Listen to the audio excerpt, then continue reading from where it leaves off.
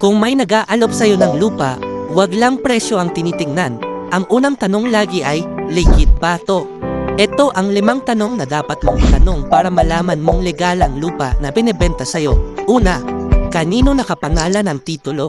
Hingi ng kopya ng original o transfer certificate of title. Dapat malinaw kung sino ang registered owner.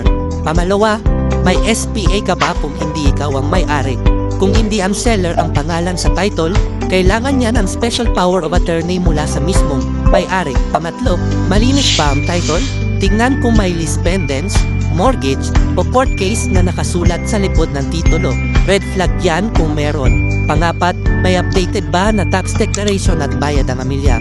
Kahit may titulo, dapat updated ang buwis sa lupa. Minsan may utang pala sa LGU. Panglima, may right of way ba? Hindi ba problema sa access? Mura na ang lupa. Pero kung walang daanan, problema yan sa future development. Pwede kayong kumonsulta sa abogado para sa mas detalyado na payo. Sana'y nakatulong ang sagot ko. Huwag kalimutang mag-like, mag-share at mag-follow.